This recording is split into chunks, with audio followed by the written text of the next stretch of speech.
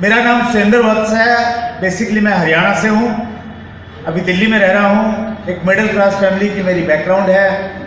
मेरे पिताजी सरकारी स्कूल में अध्यापक थे और मेरी माताजी गृहिणी थी। 2 भाई और 3 बहनें हैं हम लोग परिवार में। जब हम स्कूल कॉलेज में जाते थे हमारे घर पे बहुत ज़्यादा पैसा नहीं था, लेकिन उसके बाद भी हमारे पेरेंट्स ने हम सबको बहुत अच्छी एजुकेशन दिलाई। मैंने 1996 में दिल्ली विश्वविद्यालय से पोस्ट ग्रेजुएशन किया और उसके बाद एक प्राइवेट अध्यापक के रूप में मैंने अपना करियर शुरू किया, जहाँ पे मेरी 1 महीने की जो तनख्वाह थी वो मात्र 500 रुपया थी। 1 साल मैंने नौकरी की और 1 साल नौकरी करने के बाद में एक बात मेरी समझ में बहुत अच्छे से आ गई, अगर मैंने ज़िंदगी में अपने सपनों को पूरे करना है तो नौकरी से मेरे सपने पूरे नहीं हो सकते, मुझे बिजनेस करना पड़ेगा। कितने लोग हैं जो नौकरी करते हैं? एक बार मैं देखना चाहता हूं आपके हाथ। बहुत सारे साथी हैं, थैंक यू वेरी मच। दुनिया में जो पहले बिलियनियर बने, करोड़पति अगर हम बोलें अपनी भाषा में, उनका नाम था जयपाल गेट्टी। वो चूंकि फर्स्ट करोड़पति थे तो लोगों ने जानना चाहा कि भाई कैसे करोड़पति बन सकता है एक आदमी। तो उन्होंने बहुत सारी किताबें लिखी, तो लोगों ने बड़ी उत्सुकता के साथ उन किताबों को पढ़ा और उन्होंने लिखा कि जिंदगी में अगर आपको पैसा कमाना है, क्या कमाना है सर? अगर पैसा कमाना है तो आपके पास में 2 विकल्प हैं।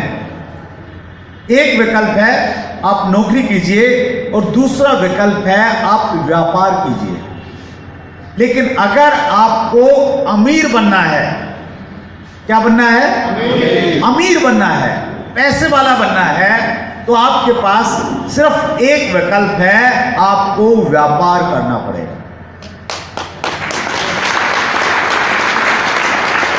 अमीर कैसे बन सकते हैं सर? व्यापार करके अमीर बन सकते हैं। लेकिन विडंबना है हमारे देश की कि आज जिस प्रकार का माहौल क्रिएट हो गया है या कर दिया गया है, आदमी व्यापार नहीं करना चाह रहा है। क्या करना चाह रहा है? नौकरी करना चाह रहा है। एक लड़की का पिता जब दूल्हा ढूंढने के लिए जाता है तो उसकी पहली प्राथमिकता ये होती है कि कोई सरकारी नौकरी वाला मिल जाए, और सरकारी नहीं मिले तो प्राइवेट वाला मिल जाए। यस और नो?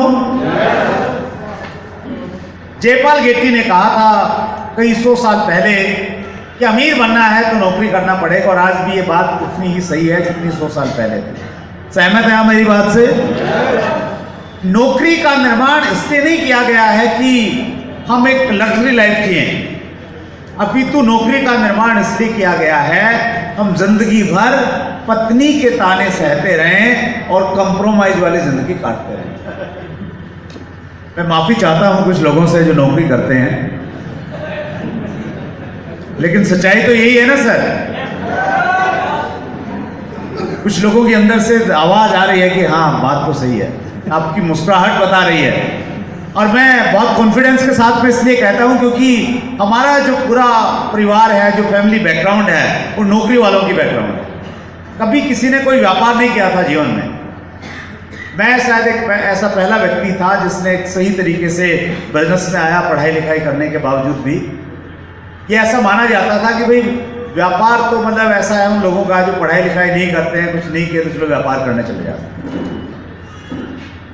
हम लोग थोड़ा सा बातचीत करेंगे कि हम लोग अगर वास्तव में चाहते हैं कि हमारा देश प्रगति करे, और हम बात करते हैं बार बार कि भारत सोने की चिड़िया था और हम लोग दोबारा इसे सोने की चिड़िया बनाएंगे, हम लोग वहाँ पे जाएंगे, वो तभी संभव है जब हमारे दिमागों के अंदर से ये चीज़ निकलेगी कि नौकरी जिंदगी में आगे बढ़ने का रास्ता नहीं है, अपितु व्यापार और एंटरप्रेन्योरशिप एक ऐसा माध्यम है जो हिंदुस्तान को दोबारा वही हैसियत, वही रुतबा दिला सकता है जो कई 100 साल पहले था।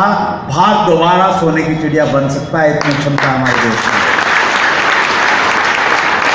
तो मैं नौकरी कर रहा था, मैंने डिसाइड किया कि मैंने बिजनेस करना है। समस्या ये थी कि बिजनेस क्या किया जाए। मैं गांव से शहर में चला गया, मेरे मामा जी वहाँ ठेकेदार थे, उनके साथ मैंने कुछ दिनों तक काम किया। फिर एक नया बिजनेस उन दिनों शुरू हुआ था, केबल टीवी का बिजनेस। जिसमें छत के ऊपर में हम लोग छतरी लगाते थे जिसे डिश एंटीना कहते थे, और डिश एंटीना से हम लोग 4-5 चैनल दिखाते थे, एक VCR रखते थे, उस पर एक फिल्म दिखा लेते थे और 150 रुपया एक घर से हम लोग ले लेते थे। तो वो नया नया काम था, बड़े जोश के साथ में मैंने उसको शुरू किया केबल ऑपरेटर के रूप में, और बड़ा अच्छा खासा पैसा भी वहाँ से आने लग गया था। लेकिन पैसा तो आ रहा था, लेकिन संतुष्टि नहीं थी वहाँ, और संतुष्टि न होने का बड़ा कारण ये था कि वहाँ टाइम फ्रीडम नहीं थी। रात को 10 बजे भी लोगों का कॉल आता था कि केबल खराब हो गया, अभी ठीक करना, तो जाना पड़ता था। तो एक मेरा नया ड्रीम पैदा हुआ वो काम करते करते कि जिंदगी में मैंने पैसा तो कमाना है, व्यापार भी करना है, लेकिन ऐसा व्यापार जिसमें पैसा भी हो और टाइम फ्रीडम भी हो, समय हो जिसे मैं अपने तरीके से इस्तेमाल कर सकूं। मुझे नहीं मालूम था उस समय कि direct selling concept, Asim business एक ऐसा प्लेटफॉर्म है जो आपको पैसे के साथ में टाइम फ्रीडम दे सकता है, लेकिन मेरे दिमाग में चल रहा था सब। और एक कहावत है, इंग्लिश में कोटेशन है, where there is will there is way. जब आप सोचते हैं तो रास्ते आपको मिल जाते हैं। तो उसी दौरान मेरे एक बड़े नज़दीकी दोस्त ने मुझे फ़ोन किया और फ़ोन करके बोला कि आप आज शाम को मेरे घर पे आइए, आपसे खास बात करनी है। तो मैंने पूछा, भाई क्या बात है? आज तो नहीं आ सकता, बहुत बिजी हूँ। उन्होंने बोला, अगर आप नहीं आए तो एक बहुत बड़ी चीज़ मिस कर देंगे। मैंने बोला, भाई पहेलियाँ मत बुझाओ, काम की बात बताओ, क्या काम है, फ़ोन में ही बता दो। उन्होंने नहीं बताया। क्यूरियोसिटी पैदा की तो मैं उनके घर पे गया, और जब मैं उनके घर पे गया तो वहाँ पे जाने के बाद में मैंने ज़िंदगी में पहली बार मैंने 3 शब्द सुने सर, और वो 3 शब्द थे RCM।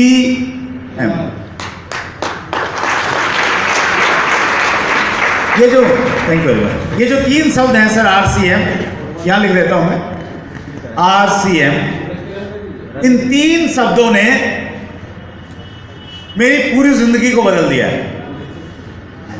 हेलो, और मैं आपको भरोसा दिलाता हूं कि जिस दिन इन 3 शब्दों पे आपका विश्वास हो गया, अटूट विश्वास, मेरी जिंदगी 10 साल में बदली, आपकी जिंदगी 5 से 7 साल में बदल सकता है।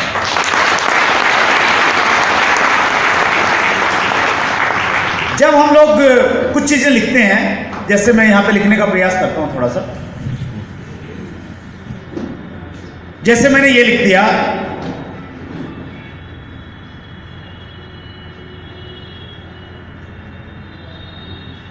ओम। कहीं भी जब हम इसे लिखा हुआ देखते हैं तो एक अलग तरह का भाव पैदा होता है, यस और नो? या जब हम लोग ये 3 शब्द लिखे हुए देखते हैं, 3 ये अक्षर लिखे हुए देखते हैं, 786 786, या फिर हम एक ऐसा सिंबल देखते हैं,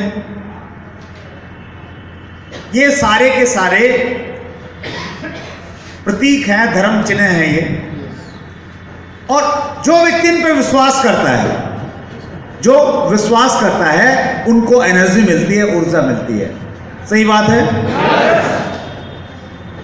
अब ये है या नहीं है, इनमें कितनी ताकत है, वो एक अलग विषय है, लेकिन जो लोग भरोसा करते हैं उनके लिए काम करते हैं। ठीक उसी तरह से जिस दिन आपका अटूट विश्वास इन 3 शब्दों पे हो गया, मैं गारंटी करता हूं ये आपको जीते जी, इसी जन्म में नहीं, अगले 5 साल में आपकी जिंदगी को बदलने की ताकत रखती है।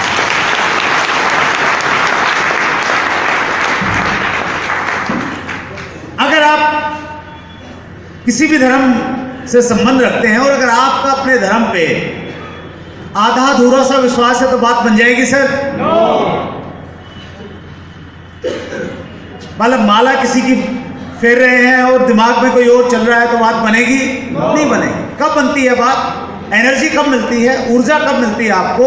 तब मिलती है जब आप विश्वास और श्रद्धा के साथ में किसी चीज का इस्तेमाल करते हैं। Right sir? तो मैंने भी ये किया कि जब से ये 3 शब्द मेरी जिंदगी में आए, RCM, धीरे धीरे मैंने इस कॉन्सेप्ट के विजन को समझा और इन 3 शब्दों पे मैंने विश्वास किया, मैंने कमिटमेंट किया अपने आप से कि मैं जिंदगी भर आरसीएम के साथ में जुड़ा रहूंगा, आरसीएम से कभी अपनी जिंदगी से अलग नहीं करूंगा। और उसी का परिणाम ये है कि मैं डायमंड के रूप में आपके बीच में आ गया।